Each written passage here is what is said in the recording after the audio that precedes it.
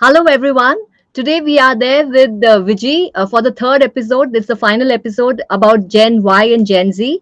And for the ones who have missed out and who don't know Vijay, Vijay is Vaijayanti Srinivas Raghavan. She is working with IBM and a certified delivery project executive. She has over 27 plus years of experience. She is an author. She's written Shape It and other books. She is winner of numerous prizes. She is a topper in the university and a lot more. And she is a great speaker and one very down to earth and hands on person. So that's why she is there with us to share her experience. So Vijay, thank you so much for joining us. Thank you so much for having me again here. Yeah. Appreciate.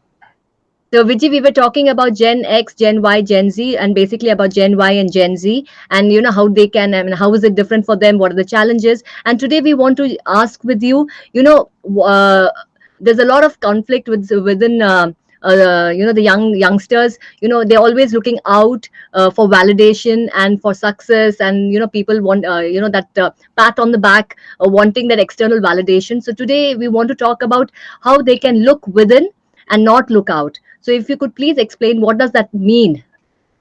Yeah, I think what is looking within and not looking without. When we were discussing about the three-part series, I think when we were coming up with the idea of doing that, the third one was very important. The third topic that we're talking today, because this is something that we fail to understand many times, that the answer to the problem lies within ourselves. Nobody is going to come from outside and say this is the way to do it. And that comes precisely from my own experience as well. The life is full of challenges. Who doesn't have a challenge? Each one of us, we might be smiling, but there are a bunch of challenges that we walk in when we are at work and when we are at home. But the smartness is how we overcome that. And just I want to narrate my own experience and how I was able to assimilate and kind of get through that situation. I think the reason I share this with my audience and my students is because they ask me, you are successful and how you are successful, right? The Yeah. first thing I tell them is success is my own benchmark. I don't want somebody to say that I am successful. I am successful. My success is measured based on what I was. Am I better than the past? That's how I define my success.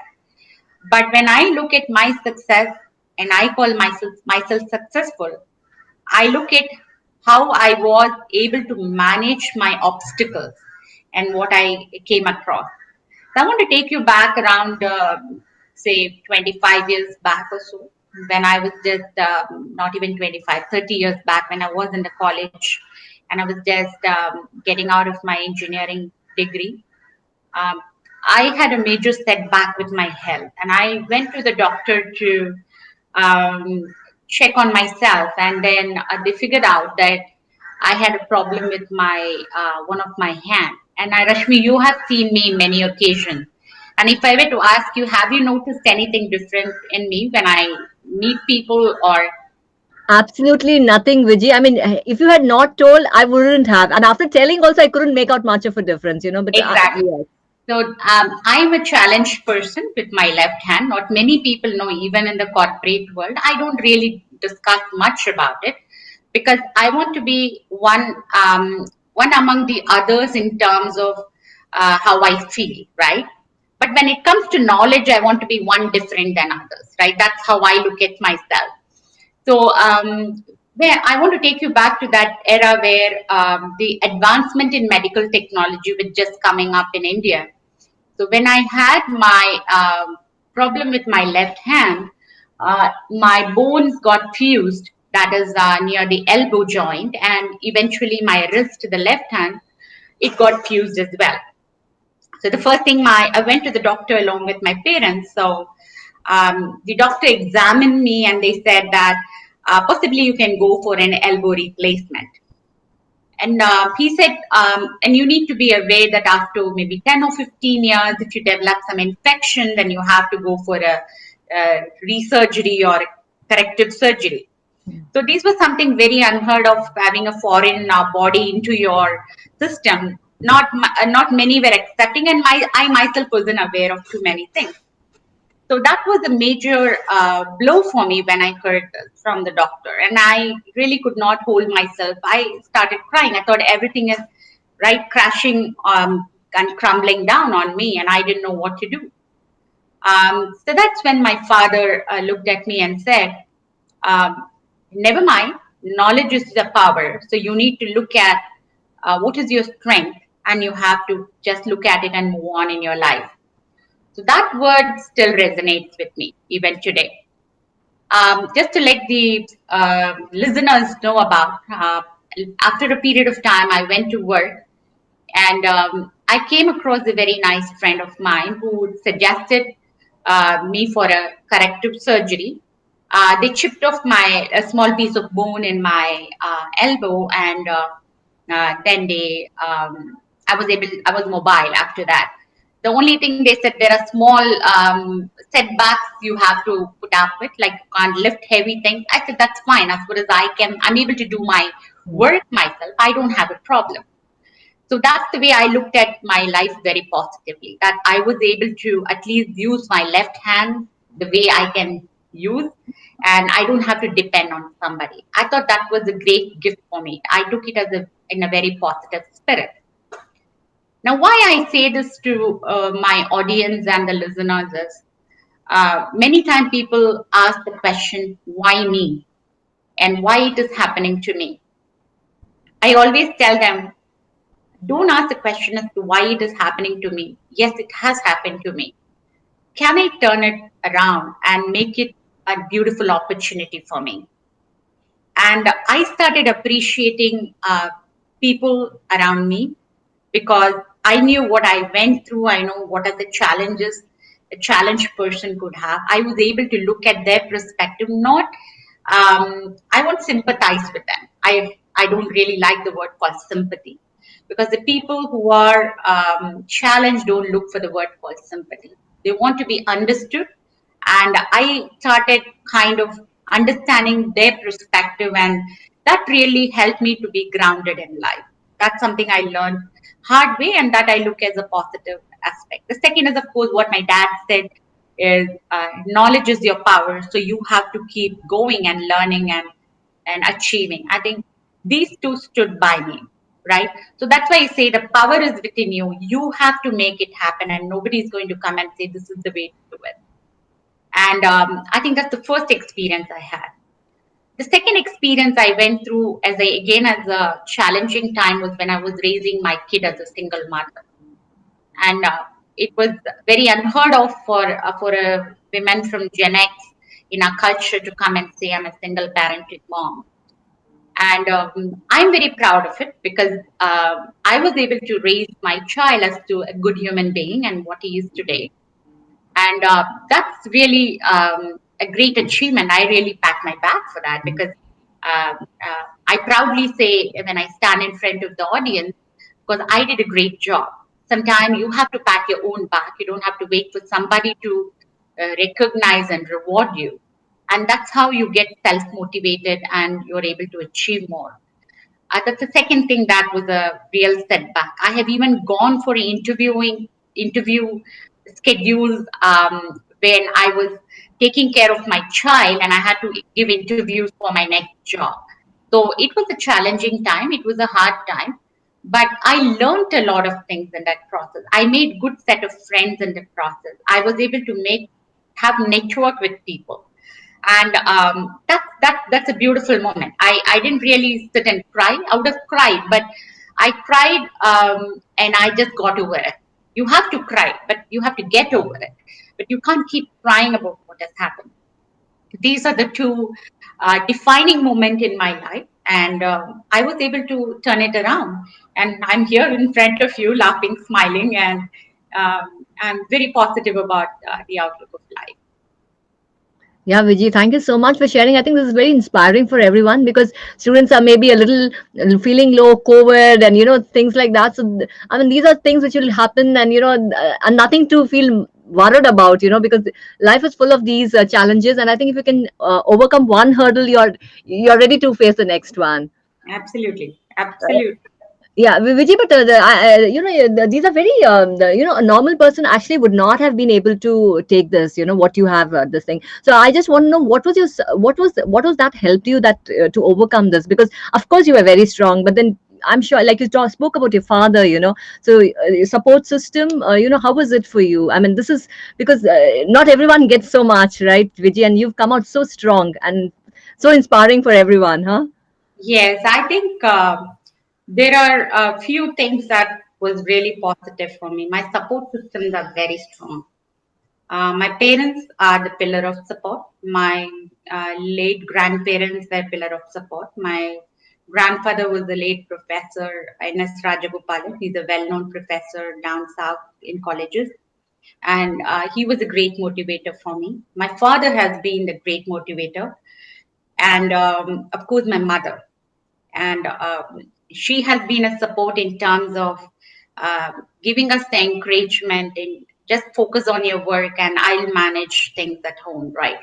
Because we had to equally catch up at work, working long hours. So that's of course the support system is one, and the second thing is your friends. And I say this because you need to have a man allyship. That's what we call it as. Many times, it's just not the women or the same gender that you need to have your friends and your motivators. You need to look around the other genders too, uh, another generation too, because I have people from the younger generation who are my motivator. Because whenever I do a talk or whenever I am in a meeting, I take the feedback from them. Where I say that did I really quote or misquote something? Do I have to work on something? I feel that uh, the generation, if we think that we are in a generation X or baby boomer, the perception is that we are right all the time. That's the mindset that we get into. But I want to get out of that. Every meeting I come out, I will say, did I say something right or did I not say something right? Please bring your opinion, right? So I think the mentors need not be from your same generation. The mentor need not be from the same gender. And the third mentor that I always look up to are the books. Because you don't really have to have a person right in front of you. You have to keep reading as much as you can. And there are many self-help books. And one book that stood out right in front of my eyes in the recent past is by John Maxwell. And this is a very, very interesting and a nice book. And each one of you should read this. It's called The Invaluable Laws of Growth. And there is a one chapter, growth. Growth. Okay. Yeah, and there is a chapter number 3. I felt it was resonating so well with my situation. It's called the law of mirror. And what it goes about saying is that people don't reach their potential because of low esteem. When you invest in yourself, you'll see more value in yourself. I think that's very, very important, right? Because many times we look at outwardly what people say and we start undermining ourselves. We don't really know our potential. Sometimes you have to turn the mirror and look yourself in the mirror. And if I were to quote myself for my situation I was in, if I was looking at somebody's input and say, "Oh my God, Vijay, this has happened to you, so sad," and that possibly would have put me in a downward spiral. But rather, when I started looking inwards and turning the mirror towards me, and I said, I have to achieve this potential as to what my dad has said, and I have to really use my knowledge. I think that is where you don't get into the low self esteem mode, but you get into the positive perspective of life. I think this is a book which so much I feel is talking about how I looked at myself. And the chapter 3 of this book I really felt is so close to my heart because I felt I was reading myself in that book in that chapter. When these were said by John in his book, and it's a fantastic. Okay.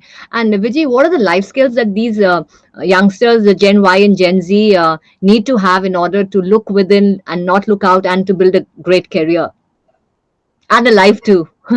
Yeah, okay. So I have to again rewind back to a story because I like telling a lot of stories. Yeah. So when you would remember, Rashmi, when I had come down to your college, when we were doing research of many engineering graduates across Pan India, along with my co-author, and that is when I think I happened to come across at your campus in Sayadri and Bangalore, and we met quite a bit of students there.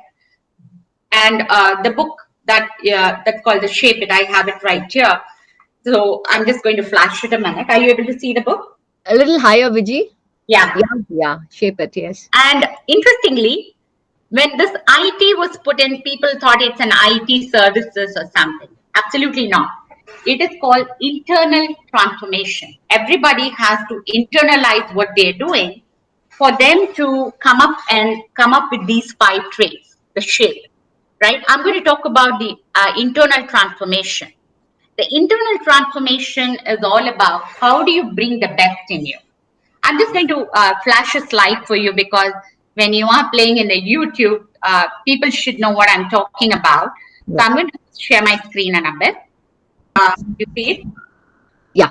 So when we wrote this internal transformation in the book, we saw the 4 significant traits the students had, and that was what we called it as the bring the best version of yourself. The B was the branding, and E was expanding your network, and S is self-aware and think together. And I want to talk about each one of them probably in a few lines. The brand you is all about how authentic you are, right? That's where everything begins. If somebody has to talk about me as an individual, I think the first thing that Rashmi always keeps telling me, Vijay, when you come in, you bring in the positivity. I think that's exactly the brand that I carry, right? If Yeah. somebody has to say something else about me, my closest friend, they will say, you have the utmost willpower that we have seen, that you are a go-getter. So that's my brand. Everybody needs to have that authentic you in you. That is what the brand is all about. But today, interestingly, the branding along with the social media has become more interesting. That's where you have this concept of influencers. The influencers and social media has to bring that authentic you along with the social media platform. And that's what we saw in these students when we were interviewing them. Mm-hmm. The second thing that was definitely in them was how they were leveraging their network. And I think I did speak about myself when I went through the difficult time. You have to leverage your network. You will have to meet the people who have been similar you. That means who have been through a similar situation like you. So that's why we keep telling, go to the meetup groups, meet people, and try to talk to them and try to share your views and experiences, right? Nobody is perfect person in the world. So expanding your network will bring in that openness, and you will be able to talk to the other person. The third thing is very important, and we saw that very well during our discussion, was on the self-aware aspect. They knew what they were doing. I should know what I'm saying. I should know whether I am saying the right thing at the right time. It's not the, I don't say it as diplomatic, but what is the purpose of being self-aware is not hurting anybody. At the end of the day, you have to be aware, and you have to be spreading the positivity, and you should be aware of what you're saying and doing.